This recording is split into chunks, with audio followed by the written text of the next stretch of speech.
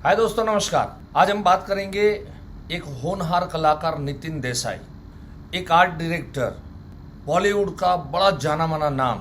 आज बड़े बड़े डायरेक्टर्स, बड़े बड़े प्रोड्यूसर्स इनके पीछे लगे हुए थे और वो नितिन देसाई जिन्होंने बहुत बड़ा मुंबई के नज़दीक में कर्जत में एनडी स्टूडियो खोला। और ऐसी क्या बात हो गई कि आज नितिन देसाई को अपने ही स्टूडियो में गला फांसा खा के उनको सुसाइड करना पड़ा।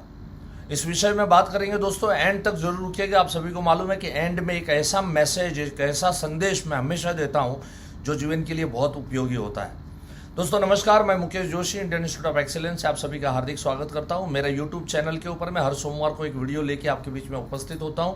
पिछले 6-7 साल से लगातार ऐसे ऐसे सब्जेक्ट लेके आपके बीच में पेश होता हूं कि जो सब्जेक्ट आपके व्यवसाय में, आपके बिजनेस में, आपके जीवन के अंदर में बहुत बहुत उपयोगी हो। चैनल सब्सक्राइब कर लीजिए और बेल बटन जरूर दबाइए, क्योंकि बेल बटन दबाने से आपको नोटिफिकेशन मिलेगी, आपको पता चलेगा, आप वीडियोस जल्दी से देख पाएंगे। समय समय पे वीडियोस देखना बहुत जरूरी है। चलिए दोस्तों, तो बात करते हैं कौन थे ये नितिन देसाई, क्यों इनको 57 के एज के अंदर में उनको सुसाइड करना पड़ा। ऐसी क्या वजह हो गई कि आज नितिन देसाई को इतनी कम उम्र के अंदर में गला फांसा खाना पड़ा, जबकि इतने सक्सेसफुल और इतने होनहार डायरेक्टर थे। आज मैं उनका नाम जानता था, तमस जो सीरियल आई थी गोविंद निहलानी जी की, तब से मैं उनका नाम जानता था।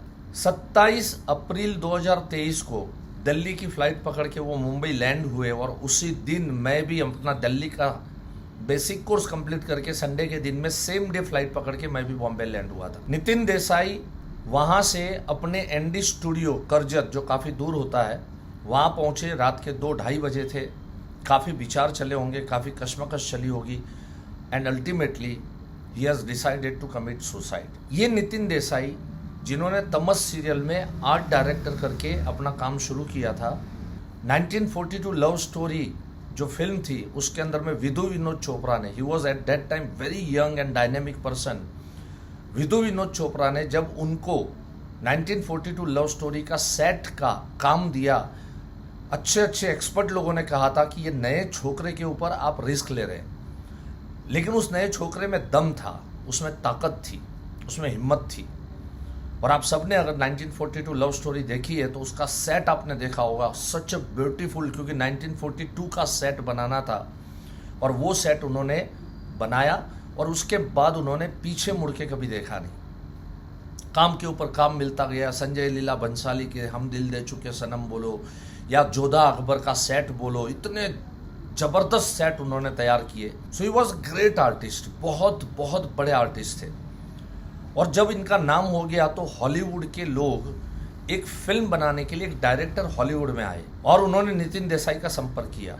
उन दिनों में नितिन देसाई ने अपना एनडी स्टूडियो कर्जत वाला खोला नहीं था, तो जो है फिल्मस्तान जो स्टूडियो है गोरेगांव के अंदर में मुंबई में, वहाँ पे सारे शूटिंग्स चलते हैं, सारे सीरियलों के सारे पिक्चरों के सेट सब चलते रहते हैं। तो उस स्टूडियो के अंदर में जब भी उस डायरेक्टर को लेके गए, हॉलीवुड के डायरेक्टर को, जिनको इंडिया का कोई सेट तैयार करना था और इंडिया में कुछ शूट करना था, उनकी फिल्म कुछ 1.5-2 घंटे की, उसमें से आधा घंटे का जो शूट था वो इंडिया में था। तो जब भी नितिन देसाई उनको सेट के ऊपर में लेके गए तो उस समय पे ये फिल्मस्तान जो स्टूडियो है वो देख के उस हॉलीवुड के मुंह से एक शब्द निकल गया और वो डायरेक्टर ने बोला कि ये इज इट स्टूडियो और इज इट गोडाउन, ये स्टूडियो है या गोडाउन है। और ये बात नितिन देसाई के दिल पे लग गई और उन्होंने ठाना कि मैं एक बहुत सुंदर, बहुत बढ़िया, अद्यतन स्टूडियो, वर्ल्ड क्वालिटी का मैं निर्माण करूंगा। और वो निर्माण करना उन्होंने शुरू किया और वो निर्माण उन्होंने किया कर्जत के अंदर में ND studio, Nitin Desai studio. काफ़ी सक्सेसफुल रहा। उसी स्टूडियो के अंदर में उन्होंने अनेकों फिल्में, जोधा अकबर का पूरा सेट उन्होंने वहाँ पर बनाया था।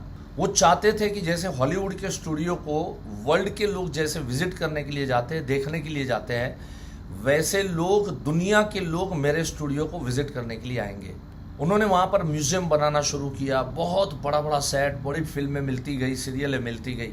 लेकिन उसके बाद ऐसा क्या हो गया कि इस कलाकार को अल्टीमेटली 250 करोड़ का कर्जा हो गया और ये 250 करोड़ के कर्जे में डूब के उन्होंने अपने आप को सुसाइड किया। दोस्तों, कोई भी एम्बिशन रखना बुरी बात नहीं है, कोई भी सपना देखना बुरी बात नहीं है। कोई बात को हर्ट होके आपके दिल पे कुछ आ जाता है और आप कुछ अच्छा करने की तमन्ना रखते हो और करते भी है, कोई गलत नहीं है, कोई बुरा नहीं है। लेकिन गलती कहाँ होती है वो आज मैं आप लोगों के बीच में यहाँ पर रखूँगा और उसका एनालिसिस आप लोगों को यहाँ पर पता चलेगा। फ्रेंड्स, स्टूडियो तो बन गया और काम भी मिलने लगा, लेकिन ये स्टूडियो सिटी से काफ़ी दूर था। तो जो सीरियल चलते थे, फिल्म वाले तो चले जाते थे, क्योंकि फिल्म वालों को क्या है 2 महीना 3 महीना 6 महीना 1 साल शूटिंग करना है। सीरियल वाले तो बरसों बरसों तक उनको शूट करना है। अब उनके कलाकार जो है इतना लंबा प्रवास करके आना जाना उनके लिए अफोर्डेबल नहीं था। तो धीरे धीरे करके टीवी सीरियल वाले जो है वो वहाँ से हट गए एनडी स्टूडियो से, और आजू बाजू के अगल बगल में जहाँ छोटे छोटे स्टूडियो वहाँ पर शूट करना शुरू किया। ओटीटी फिल्में आनी शुरू हो गई। अब जब ओटीटी फिल्म आनी शुरू हो गई तो इनका या इनके सीरियल भी है, इनके वेब सीरीज़ है, इनका भी शूटिंग आप देखोगे तो लाइव लोकेशन के ऊपर में इनका शूटिंग ज़्यादा होता है, तो इनको भी स्टूडियो की ज़रूरत कम पड़ने लगी। बीच में कोरोना काल आ गया और ये कोरोना काल सबके लिए भारी था, नितिन देसाई जी के लिए भी भारी हुआ। उसके बाद धीरे धीरे सब चीज़ें व्यवस्थित होने लगी, सब कामकाज शुरू होने लगा, लेकिन धीरे धीरे करके एनडी स्टूडियो को काम कम मिलने लगा। आजकल की फिल्में अगर आप देखोगे, बड़ी बड़ी फिल्में, RRR फिल्म देखो या बाहुबली देखो या पठान देखो या जितनी भी बड़ी फिल्में जो आई, ये सारी फिल्मों के अंदर में आपको रियल लोकेशन सीन नहीं दिखते। यहाँ पर VFX करके एक नई टेक्निक आ गई। VFX मतलब आप बैठे हैं यहाँ पे, आपको पीछे अमेरिका दिखाना है, दिखा सकते, लंदन दिखाना है, दिखा सकते, कहीं लंदन जाने की जरूरत नहीं, अमेरिका जाने की जरूरत नहीं। आपको ताजमहल दिखाना है, पीछे दिखा सकते हैं, मैं यहाँ बैठा हूँ, पीछे ताजमहल दिख सकता है।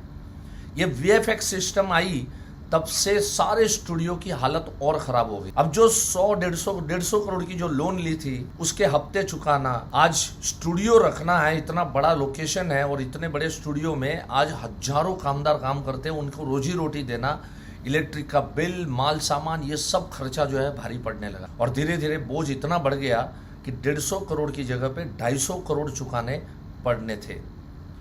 लेकिन कहीं से भी उनको आमदनी का कोई रिसोर्सेस उनको नजर नहीं आ रहा था, और तब जाके कोई आदमी अंतिम कदम उठाता है जो बहुत गलत है, नहीं उठाना चाहिए, लेकिन उसको दूर दूर तक कुछ नजर नहीं आता। एक ऐसा कलाकार कि जिसको बॉलीवुड के बड़े डायरेक्टर सलाम करते हैं, जिसको हॉलीवुड के बड़े डायरेक्टर सलाम करते हैं, जिसको हॉलीवुड के आर्ट डायरेक्टर का एक ग्रेड है, उस ग्रेड के अंदर में उनको नाम दिया गया, उसके अंदर में उनको उस एसोसिएशन में उनको रखा गया। कितना बड़ा नाम है।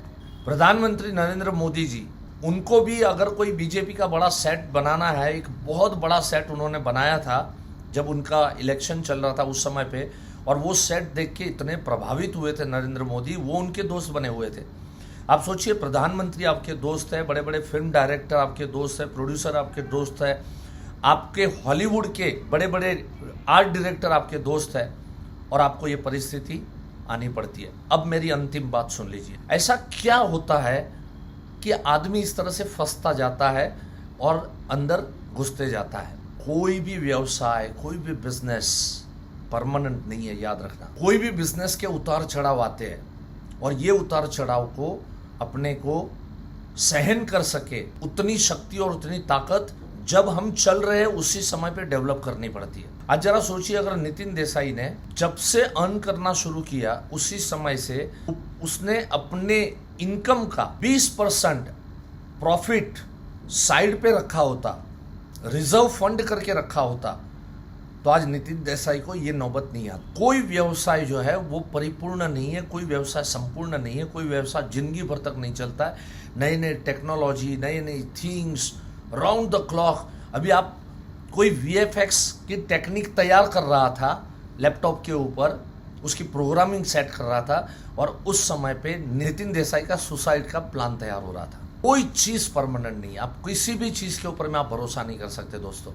और इसके लिए जब हम पैसे कमाते, आज बहुत सारे लोग क्या करते मालूम है, गलती क्या करते, जब अच्छे पैसे कमाते वो अपने ही व्यापार में लगाते जाते। लगाना चाहिए, नहीं लगाना चाहिए। अगर आपके व्यापार में बिजनेस अच्छा है, आपके व्यापार में प्रॉफिट अच्छा है, आपके व्यापार में 2-3 साल में आपके ही पैसे डबल हो जाते, जरूर लगाओ। लेकिन उस समय पे एक जनरल रिजर्व क्रिएट करना बहुत ज़रूरी है। मुझे अभी अभी किसी मेरे एक दोस्त ने पूछा था कि सर जिनके पास बहुत पैसे है वो लोग बीमा क्यों लेने चाहिए, वो लोग इंश्योरेंस क्यों लेने चाहिए, उन लोगों ने पैसे जो है वो सेफ साइड पे क्यों रखने चाहिए। This is the biggest reason. लेकिन लोग समझते नहीं, लोग सुनते नहीं। आज ऐसे अनेकों उदाहरण हो चुके हैं, अनेकों ऐसे केस स्टडी हो चुके हैं।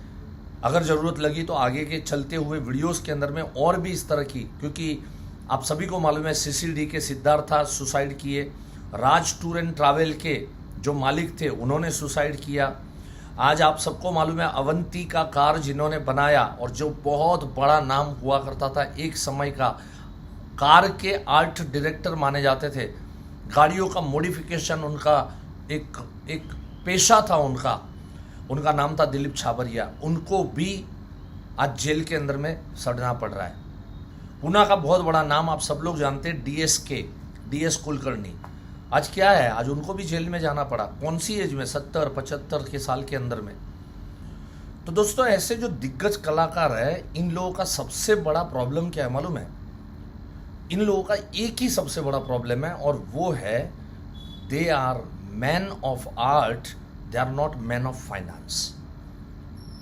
और जब कोई नाम हो जाता है, दाम हो जाता है, सारी दुनिया आपके आगे पीछे है, तो आपको लगता है कि आप हर फील्ड के बादशाह हैं, आपको हर फील्ड आता है, आपको सब आ गया।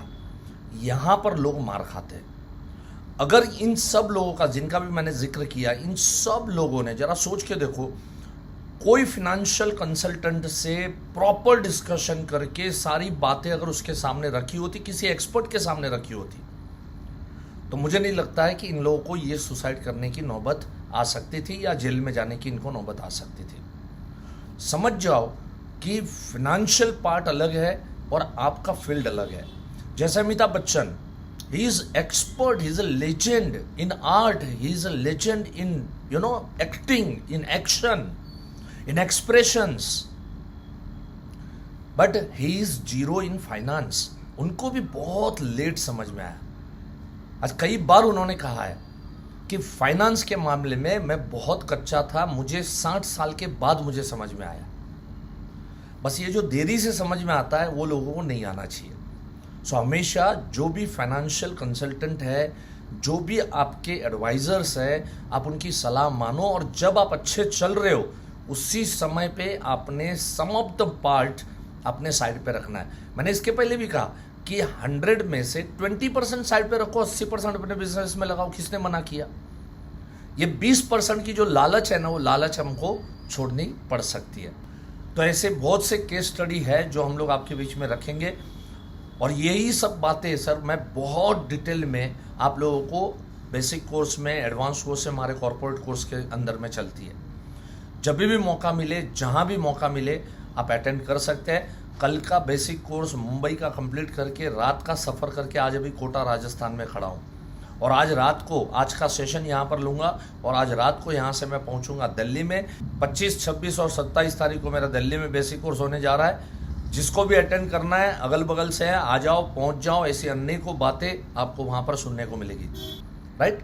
और दोस्तों, हमारे कोई भी कोर्स की अगर आपको ज़रूरत है, आपके शहर में करना है, या तो आपको हमारे शहर में जहाँ पर हम कोर्स करते हैं वहाँ पर आना है, नीचे दिए गए जो नंबर है ना, ये नंबर के ऊपर में आप आपके सेंटर के नज़दीक के सेंटर को कॉल करके आप जो भी इंक्वायरी करनी है। बहुत लोग यहाँ पर कमेंट में लिखते हैं, अरे मुकेश भाई आपके कोर्स कहाँ होते हैं, क्या होते हैं, कौन से डेट में है, क्या फीस है, ये सब जानकारी आपको ये जो नंबर नीचे स्क्रॉल आउट हो रहा है, आप उनको कांटेक्ट कीजिए, उनके टच में रहिए और आप जहाँ भी मौका मिले वहाँ पर आप आ सकते हैं। या तो कोई प्रोग्राम आपके शहर में डिज़ाइन करना चाहते हैं तो भी आप हमारे इन नंबर के ऊपर में कांटेक्ट करके आप करवा सकते हैं। थैंक यू सो मच, नमस्कार, धन्यवाद। मिलेंगे अगले सोमवार को नई वीडियो के साथ और नई ऊर्जा के साथ। Thank you so much.